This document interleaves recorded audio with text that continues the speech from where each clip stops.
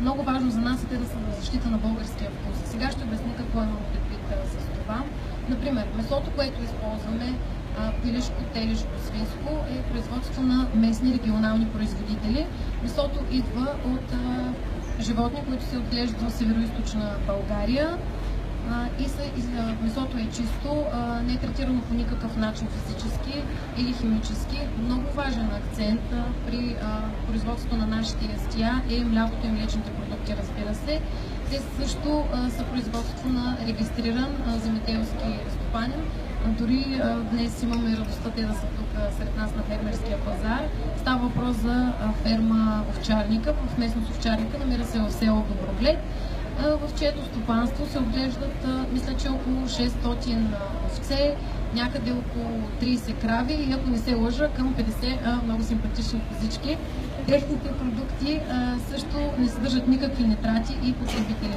В защита на това, което казвам, и за да сме сигурни ние за продуктите, които предлагаме ежедневно на нашите клиенти, с които приготвяме нашето обедно меню, на всеки 2 месеца ние ги прилагаме на лабораторни изследвания, където се уверяваме, че качеството, което предлагаме ежедневно, не се променя. Значи, много важен момент, на който ние държим, обръщаме изключително внимание, който искам да споделя с вас, е термичната обработка на храните. Ние използваме разнообразие от механични, хидромеханични, топлинни, химични и биохимични процеси, които са заложени в кулинарната практика. Целта на това нещо е ние да максимално да намалим до минимум химичните реакции, които протичат при най-важните...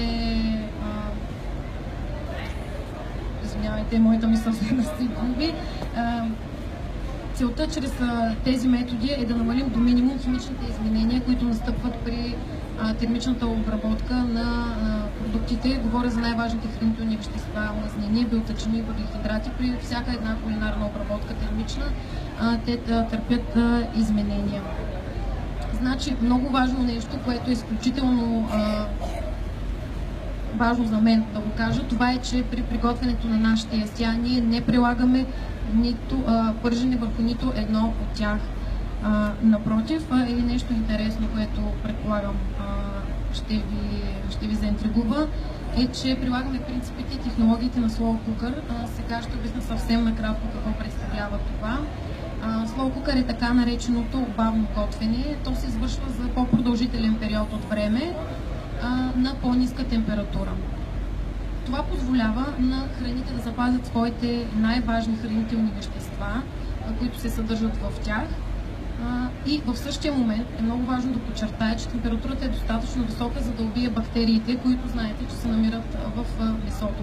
Много важно качество също на Slow Cooker и така нареченото, да се го кажем на български, бавно готвене е вкуса.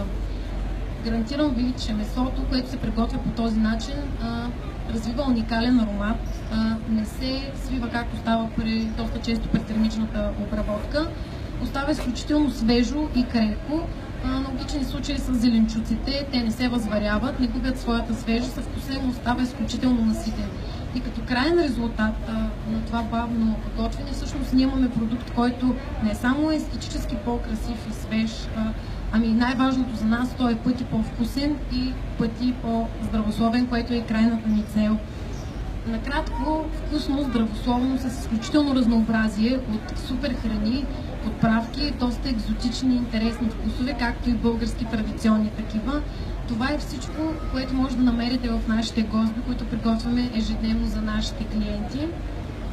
Значи, изключително щастлива съм, че все повече хора обръщат внимание на своето хранене и на това колко е важно ние да се храним пълноценно, здравословно и, подчертавам, редовно. Не случайно съществува израза, че ние сме това, с което се храним. Аз напълно го подкрепям. И съм много щастлива и доволна, че успяхме заедно с... Аз наистина имам един много прекрасен, млад и динамичен екип. Успяхме заедно да създадем едни прекрасни рецепти, които са много вкусни, интересни и не на последно място, много полезни.